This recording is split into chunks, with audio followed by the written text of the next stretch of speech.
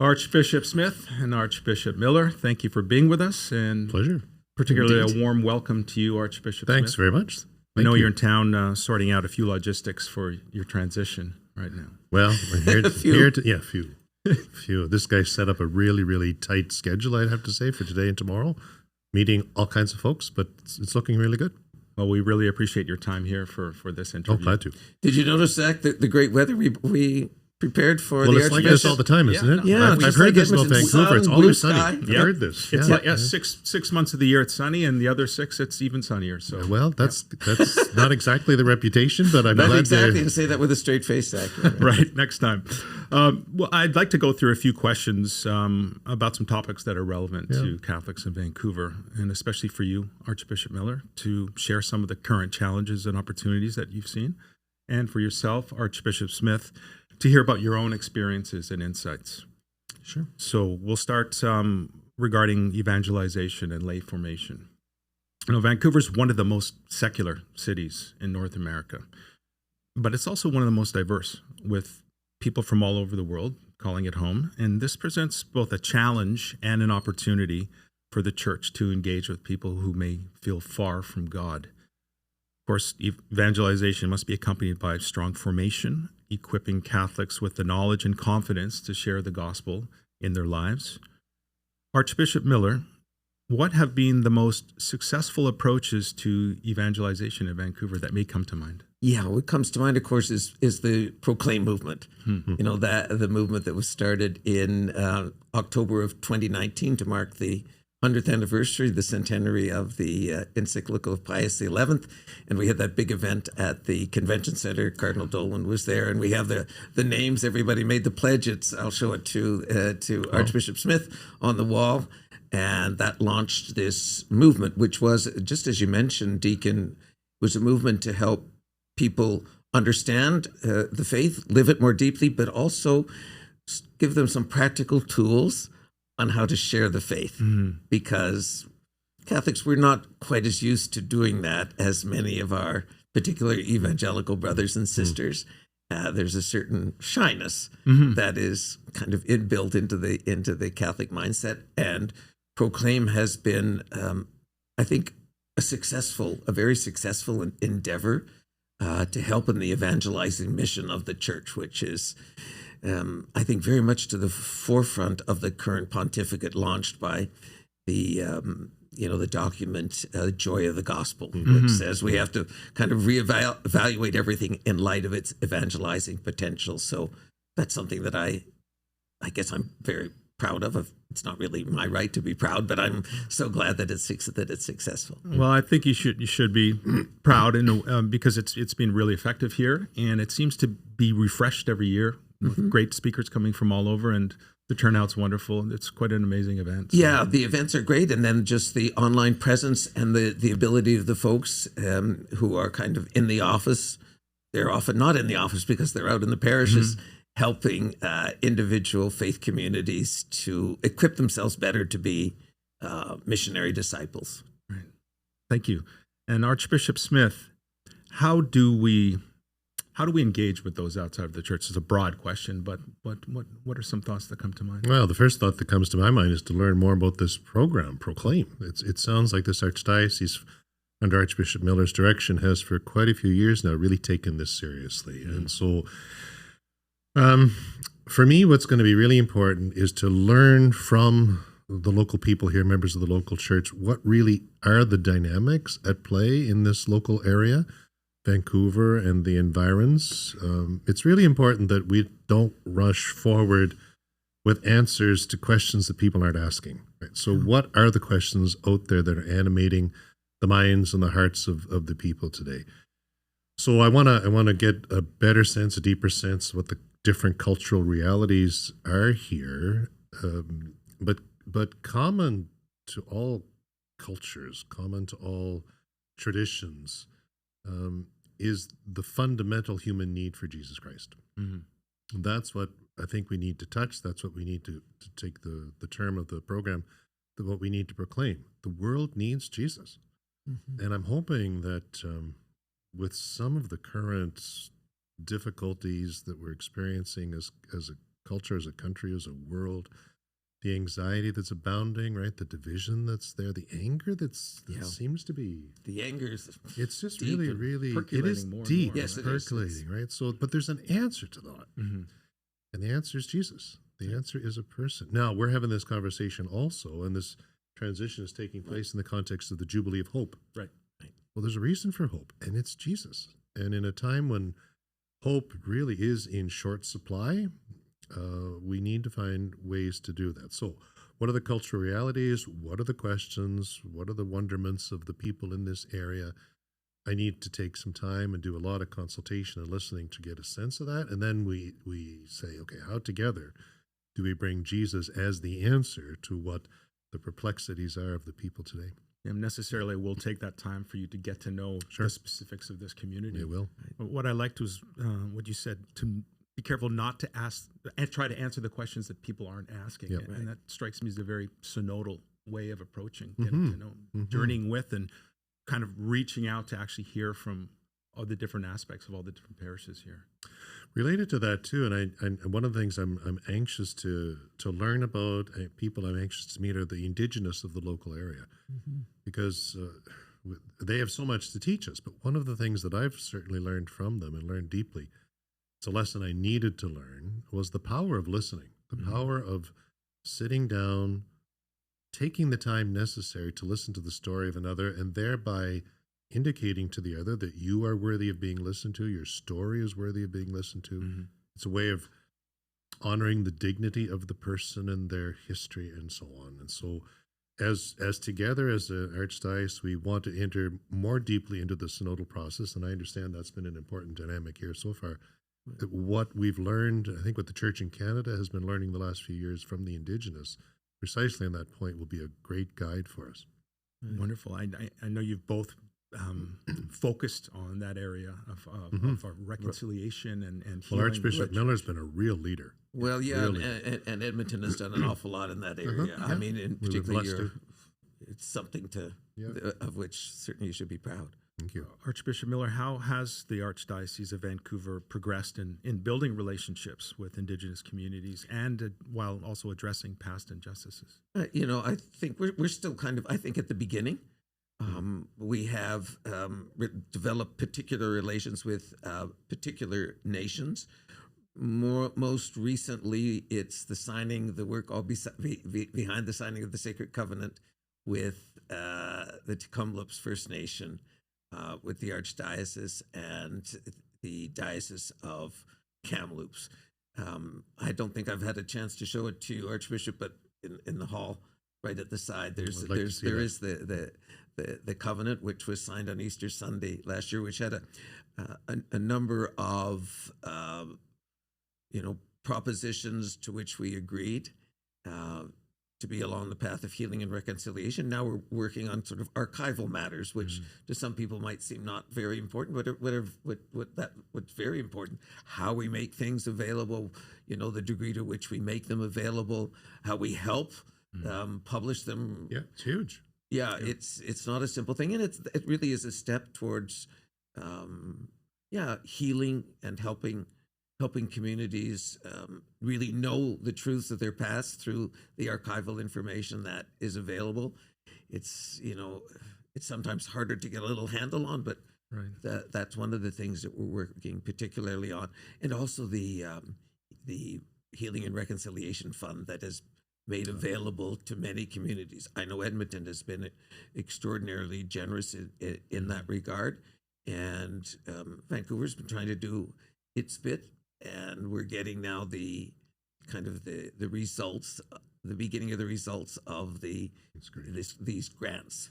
Everything from language to healing centers. There's an extraordinary range of grants that have been given. And also personal relationships. I think as Archbishop Smith mentioned, the whole notion of listening is part of our inheritance as a country with First Nations people, and that it combines so well with synodality, which is a lot about simply learning to listen, and that's important in making decisions and learning about that. I think we have a lot still more to learn. Certainly. but and it's in our curriculums now in our Catholic schools. Yeah. And I think that on that note, listening is kind of at the core of real pastoral care, right? It Is that listening for proper accompaniment. And Right, for proper accompaniment, exactly. And Archbishop Smith, any thoughts you'd like to expand on how the church can support healing and collaboration with Indigenous peoples and truly move forward on this issue? One relationship at a time. Yeah. You know, that's the essence of reconciliation. So at a certain point, I think over the last few years, as we tried to engage even more deeply as a nation in this path forward of healing, reconciliation, walking together became a very important theme. In the early stages, even though in local areas there would have been already well-established good relationships, in other areas there was a bit of a distance, right, among the peoples. And it's difficult to forge paths forward if you don't really know the other, if you haven't learned to trust the other or respect the other. And so you can do all sorts of things at the level of policy and documents and so on. But absent relationships at the heart of that, you're not going to be moving forward. Right. So one of the great joys that I've had, and I'm sure Archbishop Miller would say the same thing, and other bishops too, is as we're reaching out to one another, getting to know the others and getting to know their stories and building the relationship of trust, that readiness to pick up the phone and call, and you know that you're going to have a ready ear at the other end. Whatever we can do, whatever I can do, certainly in the near future, to meet the Indigenous peoples and let them know, and I hope they'll come to realize I want to be their friend. I really do. And I want to walk forward in a pathway of mutual respect so that becomes the foundation, better to say that becomes really the heart of all that we hope to do together in the future. Wonderful. That point of one person at a time.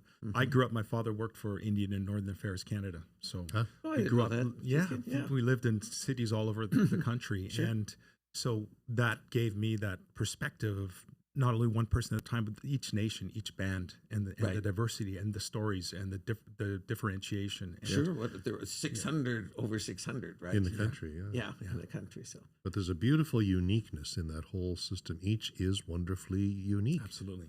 And you just need to take the time to meet them where they are and listen to them and grow to learn from them. There's so much to learn from the Indigenous peoples. And I do hope our country can remain attuned to what we can learn from the Indigenous peoples, not just the listening, as important as that is. In fact, that's becoming increasingly important because in our world today, we've lost the ability to how to listen. We really, we listen in order to react or to cut off or to finish your sentence. That's not. That's really my tendency. Mine too, I have to say. So that's something to. But the other thing, and again, you talked about this being a secular environment here. Canada as a whole is growing increasingly secularized. But the Indigenous, and here's an important lesson that I've learned from: they refuse to eclipse the Creator. That's right. They refuse. Right. So any meeting.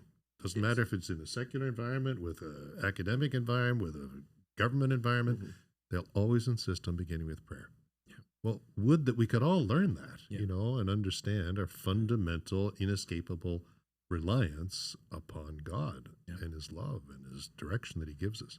And there's so much we have in common as Catholics with many of the First Nations, the spirituality, the Creator, and the respect for the environment and the world and God's creation, God's beauty. Yeah. I'd like to switch to the topic of parish renewal.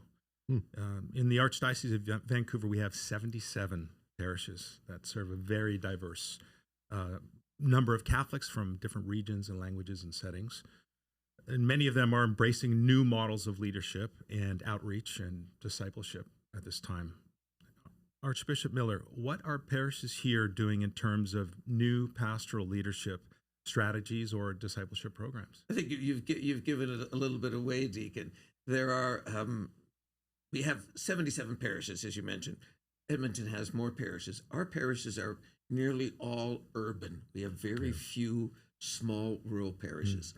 And so most of our parishes are of a certain size so that there are a sufficient number of people with the charisms and gifts to be able to assume leadership positions in the parish that perhaps previously had only been filled by, they would offer their talents to the pastoral council or the finance council or the different organizations. And now there's a concentrated effort provided by such groups as Amazing Parish, Divine Renovation, which are helping parishes to form leadership teams where the lay faithful, together with the pastor, are able to kind of direct the pastoral life of the parish in a way which wasn't or isn't as easily done simply through pastoral councils and the typical organization of a Catholic parish. They're able to think much both strategically and tactically, and there are these other instruments available, Divine Renovation, Amazing Parish, and other folks, Evangelium, and so on in our archdiocese, to help in that formation, because it requires formation not just in piety, that's certainly important, but also there's a certain number of skills, team building, that is very helpful in furthering a parish so that it can evangelize more effectively, because it is about providing opportunities for the proclamation of Jesus Christ. Right, and that again, that notion of the collaboration with the lay faithful is again very synodal at its It is very synodal, and that's one of the things that's most evident in the documents produced by the Synod, that we are, I think Archbishop Smith already used it, or what's it, you, Deacon? Walking together, right?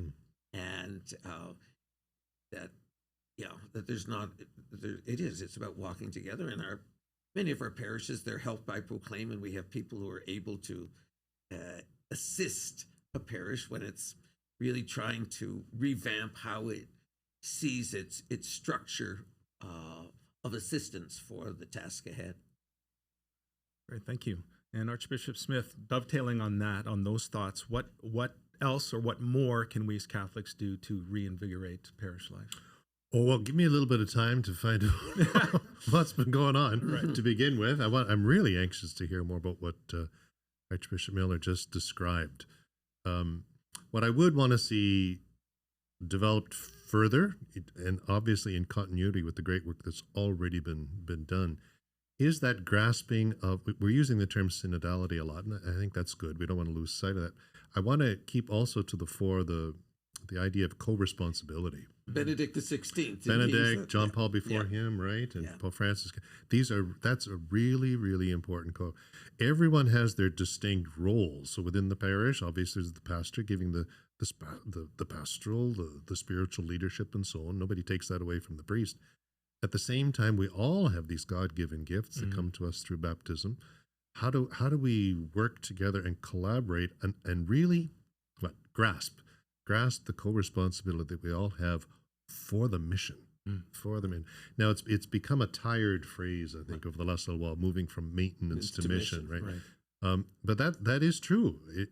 We've got it. We can't have a maintenance mindset. It is so urgently important, always was, but today particularly, to proclaim Jesus Christ, right? How do we do that together? How do we grasp onto that? And what are the gifts that God has already given among the people in a particular faith community? How do we lift those forward and move forward together? Right. That's a great point. How they're already there. It's how we help discover them and lift them forward. Well, the Lord's in charge of the church. The Lord's moving. He knows what he's doing. He equips all right. He already knows where he wants us to be. Right. So how do we together listen to how the Holy Spirit's prompting us and moving us? We're not inventing this as we go. No. Right? We're disciples. We follow. We listen to the promptings, the nudges of the Holy Spirit, and go that way. That we're being led. As Archbishop Miller will say at times, where the Spirit is blowing, which way it's blowing. That good notion. Archbishop, Archbishop Miller. Good. Yeah. You've been well served here. Yes. That idea of co-responsibility is at once there's a sense of accountability by being responsible, but also there's an empowerment there too, right? You're inviting that other person to actually feel like everybody together to kind of feel like they have that power or that mandate to continue not only the maintenance but the ongoing renewal. I'm expecting to find a lot of energy around that in the people here, just from what I'm hearing. But I'm picking up also, especially in the communities of young adults today, that energy that's there for the mission. Yeah. Right. How do we work together? How do we call the Holy Spirit upon us to move this forward? There's a real energy that already is a sign of the Holy Spirit at work among us. There's certainly here in this diocese with the youth. There's real joy. That's there's so a zeal. encouraging. Yeah, that's wonderful. It's pretty infectious. For all. At the Fantastic. cathedral, It's you have great. a good group going. They're called the Roncalli group, so that gives you a sense of how long they've been around. Okay. But there are groups of young adults, and we had a synodal discussion with young adults for various things, and CCO has had a big impact in the life of the Very good. Archdiocese of Vancouver. Very good.